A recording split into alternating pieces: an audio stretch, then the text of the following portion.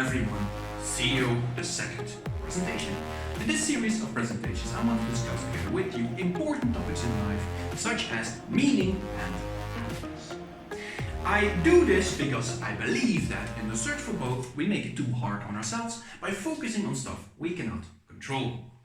I also believe that in this search you need nothing, no special talents, only the bit of knowledge that I want to share with you, and as such I believe that everyone can do this, no exception. Okay, what have we discussed in the first presentation? Do you remember? It was about personal change. And if we look at this, we need to have a look inside of our head. We have there our brains, two distinct parts. The first one is the part where language resides, thoughts reside, and conceptual thinking such as sausages and sandals, sausage and sandal brain. The rest of the brain, it is all mammal brain. One of its most important functions is survival, and in order to push us towards survival, it has been given three prime survival drivers by evolution: fear, urge, and flock drivers. So, if we then look at personal change, this we cannot change, especially not those drivers. So if we want to introduce change in our life, we have to focus on do. We have to do something in order to change something. And we will build on this idea in the second presentation because we will be discussing thoughts and the power of thoughts in our lives. And I will start as usual with a story. Now, for the story, let's go back to 1380 and the city-state of Florence. In this year, 1380, it were the high days of Florence, and high days goes together with high buildings. Because in 1318 their cathedral is finished. Not just a cathedral, of course, the biggest cathedral in the known world. But there's still one thing missing, and that is the dome. So the city goes on the lookout for contractors who want to build this dome. But of course, it's not just a dome, it is the biggest dome in the known world. So nobody is very eager to start on this massive project. And this situation continues for about 40 years, and in 1418 the city decides to do something else. They decide to organize a competition. And this competition, it promises not only eternal fame for building this dome, but also a nice sum of money. And this draws the right attention because all self-respecting architects in Florence and the surroundings, they compete in this competition. And they come there and they present their case. How they're going to build this amazing structure based on mathematical calculations and drawings and all kinds of rational arguments. Except for one man.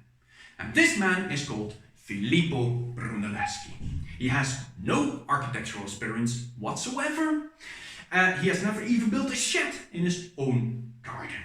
So, Filippo, he stands up and he says, "People, I will build this dome of Florence and I will not tell you how I will do it." A wave of anger goes through the room because this is impossible. The other competitors say, "No, how are you going to solve this? How are you going to solve that? How are you going to do this? How are you going to do that?" Again, now referring to their rational arguments. But Filippo, he remains steady. I'm going to build the dome and I'm not going to tell you how I will do it. Look, I have here this plate and I have here an egg. The one of you who can have this egg stand upright on this plate, he can win this competition for me. So all the competitors try. They take the plate, they take the egg, and they try to set the egg upright on the plate. But unfortunately, none are successful. And in the end, Filippo, he takes the plate and the eggs, and he gives it a little hit. He hits the egg on the plate, and that's the way he put it upright on the plate. Again, a wave of anger goes through the room. Filippo, if we knew you were going to do that, we would have been able to do it. And then Filippo spoke the famous words, "That is true, gentlemen." And the same goes for the dome, because if I'm going to tell you how to do it, you would also be able to build it. And history teaches us that Filippo Brunelleschi, he got the commission. He was commissioned for building this dome, and he kept his word.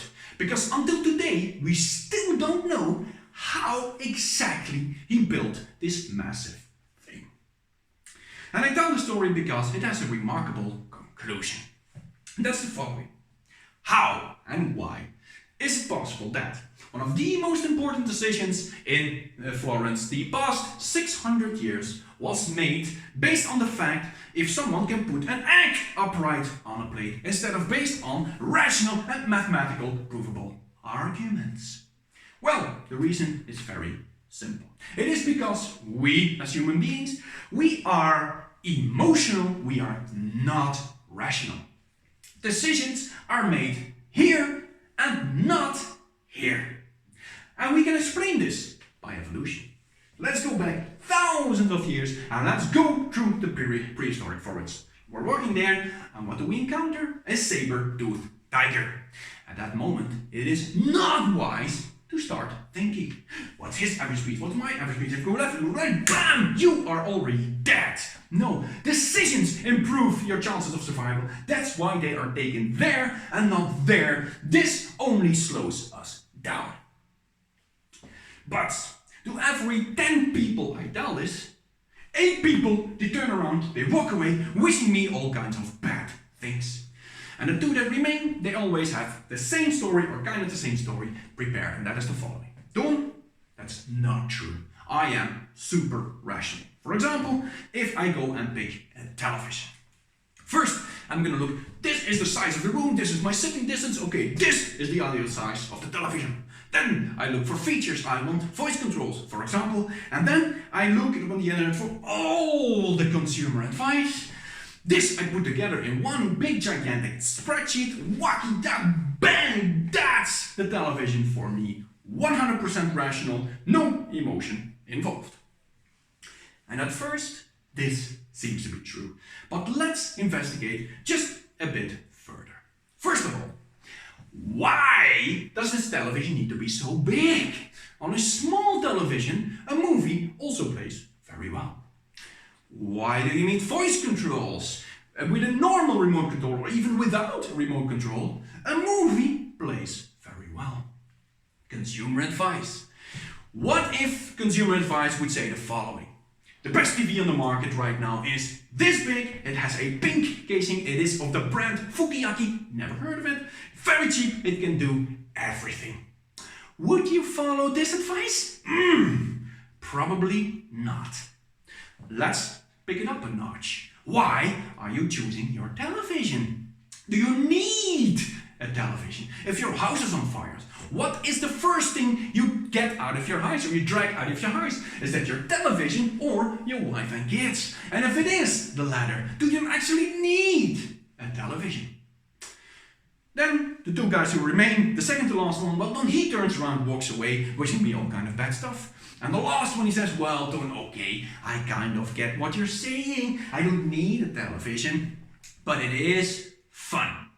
Haha, exactly. And fun, that's an emotion and not a rational argument. I rest my case. We are emotional, not rational.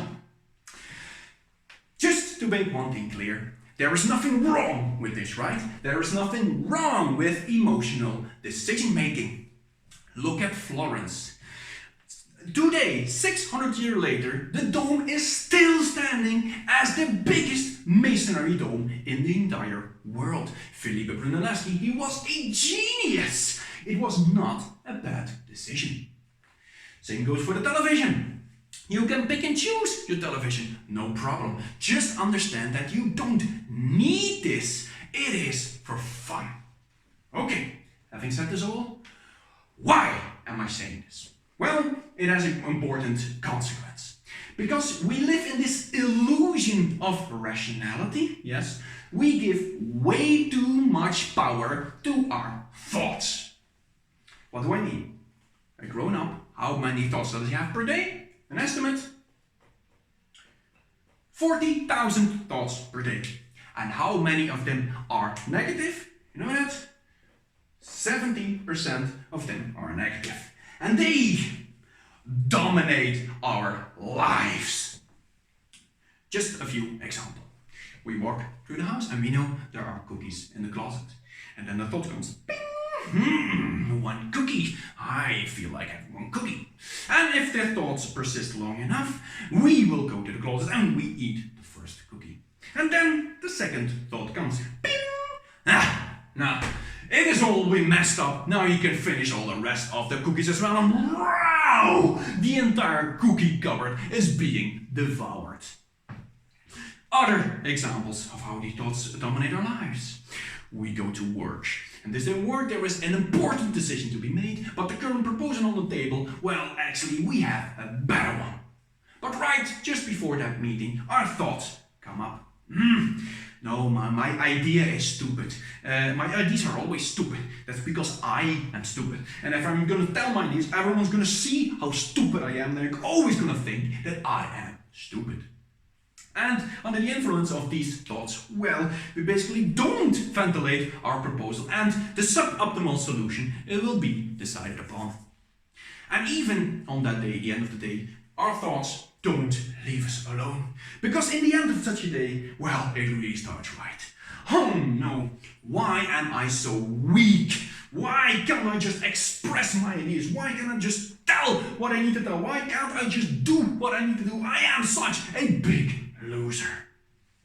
And this is the way these thoughts dominate our lives.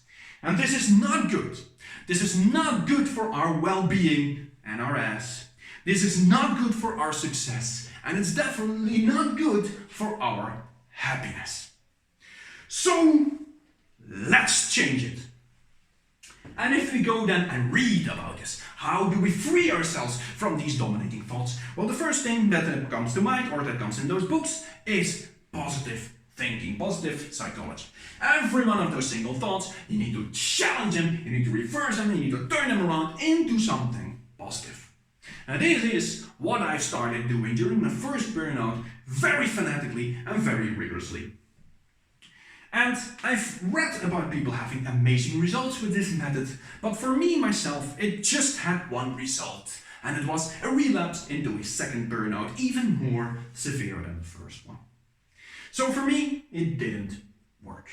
So I had to investigate this method, what is wrong. And I gave the two important conclusions about this method. The first thing is 40,000 thoughts per day, 70% negative, roughly 30,000 thoughts of negative thoughts per day. 1,000? Well, if you want to discuss and reverse and them all 30,000, a day is too short. You just do not have the time. They are too numerous. There are way too many thoughts. Second conclusion. If you are discussing with your thoughts, right? It happens here, argument, counter-argument, argument, counter-argument, argument, counter-argument. You are trapped in this thought world. And if you are trapped in this thought world, well, you are not actually doing something. And if you're not doing something, nothing changes. So, with these two conclusions, I came to a very important insight about thoughts. And that is, thoughts. They are no more or no less than neurons flying around here. They have no power in the world of matter. Matter, everything we can touch here, the world we actually live in, they have no power there. And I will now prove that to you using two very simple thought experiments. First one. Okay, I have here this object, and now I'm gonna think out loud. You can enjoy the inner side of my head, my thoughts. It won't be pretty, but let's go. I will now think out loud. This is iron. Yes, this is an iron bar. Yes, iron. Well, look at it. It's not iron, isn't it? It's just plastic. The way I think about an object, I cannot change the object. The way I think about an object does not define the object. Okay. Second thing, I am now gonna do something, right? I'm gonna do something, and again, I'm gonna think out loud. You can hear my thoughts. Let's go. Done. Write on the board. Blue. Yes, right, blue. No, I said blue. God damn you, right, blue. Well, look at that. I can do something completely different than my my thought is telling me to do. Thoughts have no power in the world of matter. And this proved to be very helpful for me during my second burnout. As I explained in the first presentation, a burnout, well, I had a lot of stress, a lot of anxiety, a lot of panic, and all the difficult thoughts that go together with that. It starts in the morning, right? You're in bed, and oh no, I feel the tension already, I feel the stress, I feel the panic coming up. Why am I having this? I'm such a weakling, I'm such a loser, and I will never be able to go to work, I'll never be able to do something. Well, first of all, the way you think about an object does not define the object, even if the object is you. If you think you are a loser, it does not make you a loser. And you cannot go to work. Oh yes, you can. You can just get out of bed. You can put on your clothes. You can step into your car. You can drive to work. There is no material barrier which withholds you from doing so. You can do whatever you need to do at all times. And this is what got me through my second burnout. And because it worked so well, it is still what I do today. Roughly speaking, 30,000 times per day. And the amazing thing is, for this method, gentle people, you need nothing. You don't need a positive mindset. You don't need courage. You don't need tenacity. And even if your thoughts are right, and you are a loser, and you are a weakling, then this still works. Great. Sorry, I got carried away there. But anyway, good method always works. Okay, now I will have another example to prove what I mean. And the example is about George Marshall.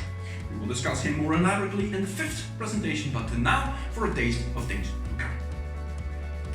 At the beginning of the Second World War, he became Chief of Staff of the United States Army.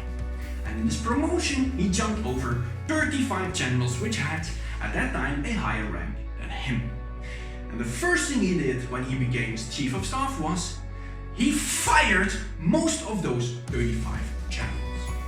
And they were famous and decorated World War I generals. But the Second World War, it could not be won using First World War tactics. So they had to go. They had to install new generals. They had to embrace change. But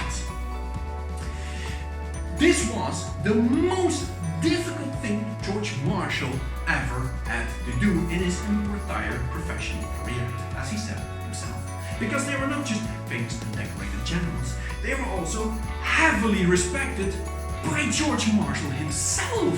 It was his personal heroes, people he looked up to, people he learned from, he valued and respected indefinitely or infinitely. And these were the people he had to fire. So we can only imagine what the thoughts were inside of George Marshall had at the time. No, George, don't do this. You are crazy. They're gonna stab you in the back. They're gonna fire you. You're gonna go into history as the worst Chief of Staff ever. Don't do this. Don't do this. Don't do this.